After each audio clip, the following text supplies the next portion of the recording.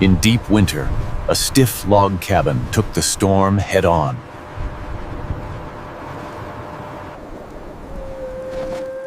Hidden in a hollow, Lakota Tipis let the land shield them. One flat wall took the full punch. One cone split the force. In cabins, heat clung to one wall while the corners froze. In a tipi, the fire warmed a circle, not just a corner. The chimney sucked heat up while drafts slipped through the rigid walls. In the cone, rising warmth slid back down towards sleeping bodies. A flat face gave the wind a big, hard surface to slam. On a steep cone, that same gust bent and flowed around.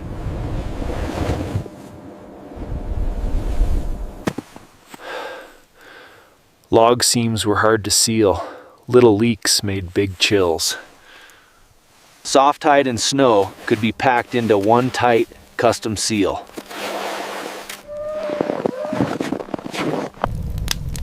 Big fires in small stone boxes wasted warmth and filled the air. In the tipi, a smaller, smarter flame warmed people instead of the roof. Heat rose to the cabin ceiling and just stayed there, out of reach.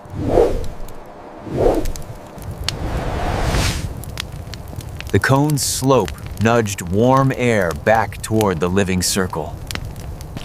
Rigid logs swelled and shrank, breaking their own seals with each freeze and thaw. Buffalo hide flexed with the storm, letting quick fixes stay effective.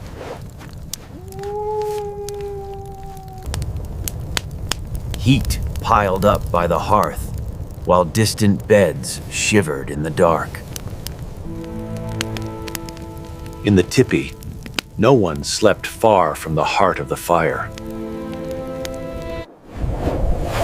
Each sharp cabin corner churned the wind into little freezing whirlpools. The tipi's curves gave the wind no sharp edges to grab. Straight rafters took the snow's full weight like a stiff back under a heavy load.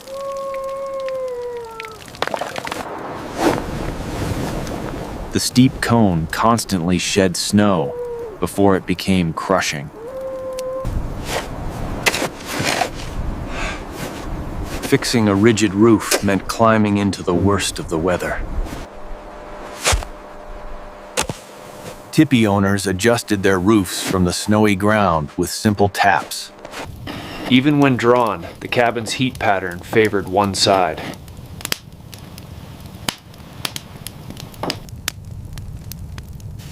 In the tipi sketch, warmth clearly spread in a full circle. The exposed cabin met the winter wind with no help from the land.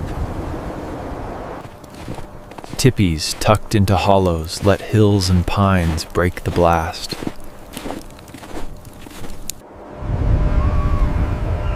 Then came the kind of blizzard that punished every design flaw. The cabin's flat face took the storm's full, brutal impact. The tipi village split the force and turned it into harmless drifts.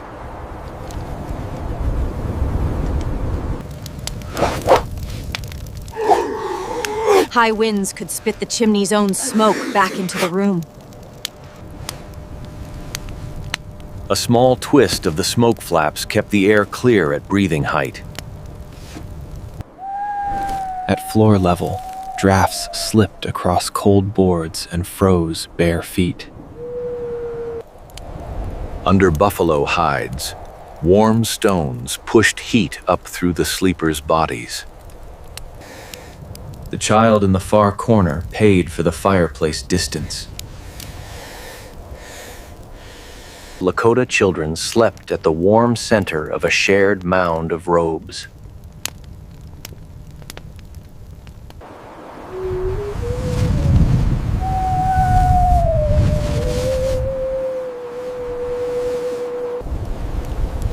The teepee's curves gave the air no pockets where cold could spin and settle. People clung to the hearth while the outer walls stayed cruel.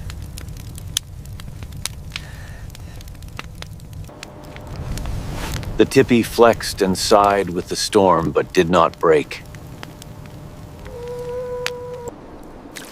Meltwater and ice slowly pried the stiff log joints farther apart. On buffalo hide, water ran off before it could freeze into the frame.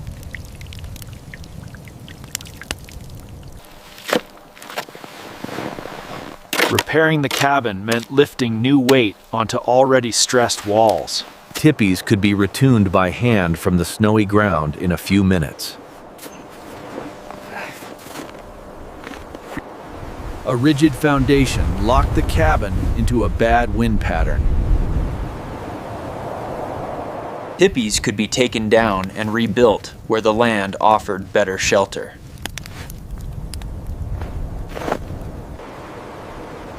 Over time, each storm carved a scar into the cabin's stiff frame.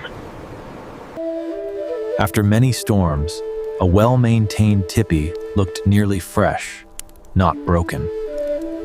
Maybe they're just tougher to cold, but... Many settlers blamed bodies, not building design, for the difference. Our survival comes from smart lodges and shared habits, not magic toughness. On paper, the box and the cone pushed wind and warmth in opposite ways. Flat walls concentrated impact. Curved hides spread it out.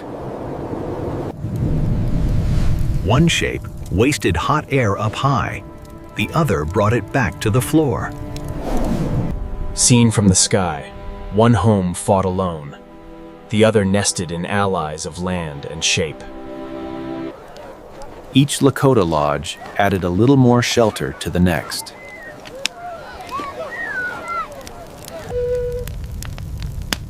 Inside, every detail of the teepee served heat and protection. Inside the cabin, the fireplace did its best, but the box fought itself. Storm after storm, the stiff shape kept breaking, while the flexible one kept bending. Same winter, two answers to the same question. How should a house meet the wind? The design that worked with the storm tended to keep more fires alive. The genius of the teepee was how it shaped pressure, air, and heat. That's why, in freezing winters, teepees could feel warmer than cabins. Their flexible conical design